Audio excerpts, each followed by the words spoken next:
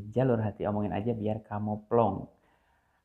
Kali ini uh, saya akan coba bahas salah satu pertanyaan dari Sobat DHB yang kayaknya dia masih galau gitu ya. Karena setahun ini kan hampir setahun lah.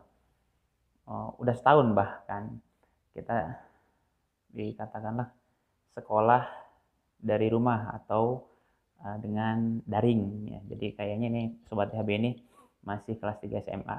Dia nanya gimana cara memilih jurusan yang tepat buat kita.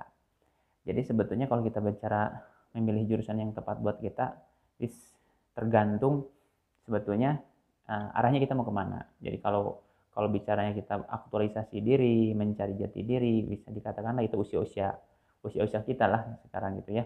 Jadi bisa dikatakan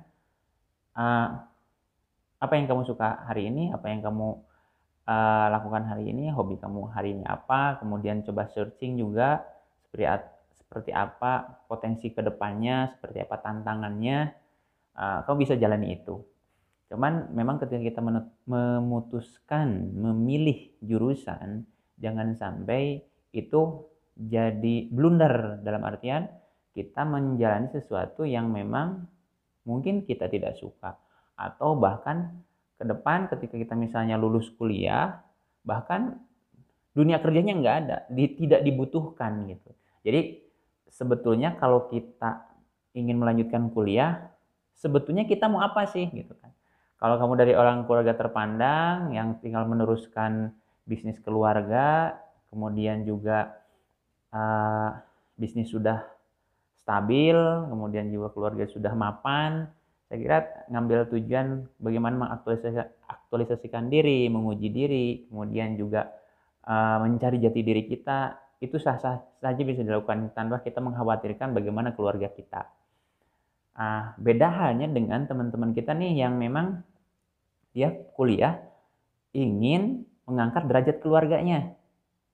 Jadi, banyak di antara kita, teman-teman kita nih, yang kuliah ini karena antara ingin berbakti sama orang tua, antara dengan aktualisasi dirinya seperti apa sih kan gitu ya. Nah, kalau hemat saya sebetulnya buat sobat-sobat DHB, that simple lah. Secara umum kita kuliah itu ingin dapat kerja, ingin membuka peluang kerja atau membuka modal usaha gitu ya. Jadi hal pertama yang harus dilakukan, kita harus tahu dulu tantangan di masa depan seperti apa, peluang di masa depan seperti apa. Misalnya ketika kita lulus, kira-kira itu eranya era apa? Kemudian misalnya 10-20 tahun kemudian, ketika kita di masa-masa produktif, apakah jurusan kuliah yang kita geluti hari ini masih relevan enggak? Gitu. Masih ada enggak? Gitu kan? Karena seperti kita ketahui, kalau mungkin teman-teman sobat-sobat DB pernah baca-baca artikel, ada beberapa jurusan yang tiba-tiba udah nggak ada. Fakultasnya udah tutup karena sudah tidak relevan lagi dengan tantangan zaman hari ini, misalnya seperti itu.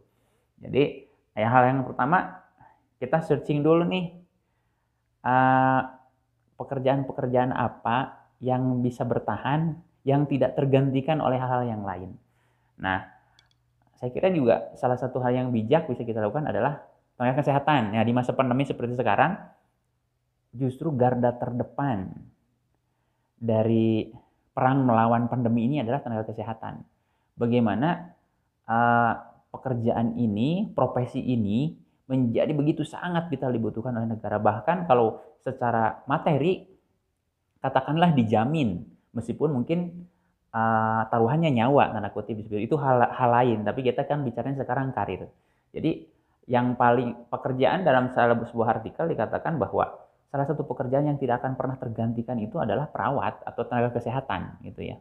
Tenaga kesehatan secara umum bisa perawat, bisa bidan, ataupun tenaga perawat yang lainnya. Kalau di DHB sendiri akan ada refraksi optisi, kalau bahasa sederhana saya itu perawat mata gitu. Meskipun sebetulnya kurang begitu tepat istilah itu, tapi peluangnya luar biasa ke depan.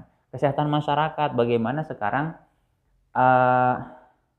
pemerintah atau secara umum tindakannya ke preventif dan ke promotif, pencegahan, dan bagaimana memberi pendidikan pada masyarakat tentang perilaku hidup sehat.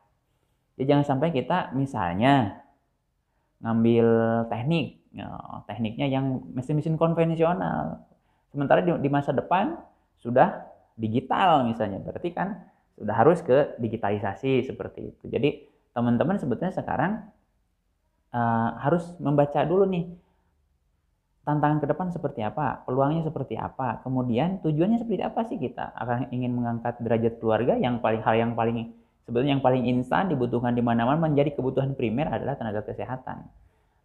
Apakah kita harus melawan? Ya enggak, banyak teman-teman yang sebetulnya senang di musik. Kita bahas salah satu misalnya, banyak sekarang artis-artis yang basically dia orang kesehatan. Ada katakanlah seorang musisi, ada yang memang artis, bintang sinetron, komedian yang basically mereka ada banyak sekali dari tenaga kesehatan. Jadi sebetulnya bakat dan karakter kita tidak akan pernah hilang meskipun kita mengambil jurusan yang sebetulnya itu jurusan realistis yang katakanlah di masa depan itu sangat dibutuhkan dan tidak pernah tergantikan. Misalnya sekarang gimana bank dulu yang namanya teller, yang namanya customer service itu sangat dibutuhkan dengan salary yang besar. Tapi saat ini sudah mulai tergantikan dengan mesin-mesin menerima uang, mengambil uang gitu kan. Itu digantikan dengan mesin. Bagaimana sekarang pintu tol misalnya, atau misalnya beberapa pom bensin sudah meminimalisir pelayanan oleh manusia. Nah, itu harus menjadi pertimbangan kita dalam memilih jurusan. Mungkin awal-awal sesungguhnya kita agak kayaknya gue kurang begitu kerasa nih di bidang kesehatan. Lama-lama kamu akan dapat passionnya. Kenapa? Karena sesungguhnya orang itu pada dasarnya fitrahnya itu ingin menolong. Nah, apakah nanti kemudian harus jadi perawat, harus jadi bidan, harus menjadi tenaga kesehatan yang lainnya gitu kan? Tidak harus selalu, bisa jadi dosen, bisa jadi konsultan kesehatan, bisa menjadi muka praktek sendiri. Aku membuka usaha sendiri. Jadi peluangnya sangat besar. Dan salah satu pekerjaan yang tidak akan pernah itu dan menempati rating paling tinggi itu adalah tenaga kesehatan. Jadi buat teman-teman sobat-sobat DHB yang tadi nanya apa sih yang cocok buat gue gitu, ya itu tadi realistis sih sebetulnya. Kalau kamu pinginnya mengangkat derajat keluarga, ingin cepat tanda kutip ada perbaikan dalam ekonominya, salah satu profesi yang bisa kamu pertimbangkan adalah menjadi tenaga kesehatan. Selain menolong tentunya, tapi kemudian profesi itu sangat dibutuhkan di kalangan masyarakat dan tidak akan pernah bisa tergantikan. Bagaimana ketika pelayanan itu sifatnya adalah humanis, tidak bisa digantikan oleh robot atau pelayanan yang sifatnya bukan manusia gitu ya. Tapi kalau kamu misalnya dari keluarga basically orang berada, ya kamu sebetulnya bebas-bebas aja menguji diri, mendewasakan diri, memberi tantangan pada diri bagaimana siap melanjutkan bisnis keluarga nih. Tapi kalau buat sobat-sobat yang memang tanda kutip ingin mengangkat derajat keluarga, tadi diulang lagi bahwa profesi tenaga kesehatan itu is never ending, is never die gitu. Jadi tidak akan pernah ada hentinya dan tidak akan pernah ada matinya. Jadi sampai kapanpun tenaga kesehatan itu akan sangat dibutuhkan. Jadi kamu bisa memilih berbagai jurusan, berbagai prodi yang bisa kamu ambil, dan memang kita butuh adaptasi. Yang namanya kita misalnya punya rumah baru, nggak tiba-tiba betah. Butuh beberapa saat, beberapa momen untuk cocok di sini, bisa di sini. Dan saya kira kita nggak bisa gambling dengan masa depan, nggak bisa coba-coba dengan masa depan. Jadi kamu nggak akan pernah nyesel sebetulnya, karena kamu bisa berbuat baik, kemudian beramal, tapi di sisi lain juga secara materi kamu akan terjamin. Karena kenapa? Kesehatan menjadi kebutuhan yang sangat primer. Saran saya, mungkin sobat Dewi yang bertanya ini bisa menjadi pertimbangan buat kamu untuk ngambil jurusan. Tenaga kesehatan menjadi salah satu pilihan yang sangat realistis buat kamu untuk memperbaiki taraf ekonomi keluarga seperti itu barangkali. Demikian sesi kali ini, hanya satu pertanyaan aja. Kita akan lanjut di minggu depan di jalur hati berikutnya.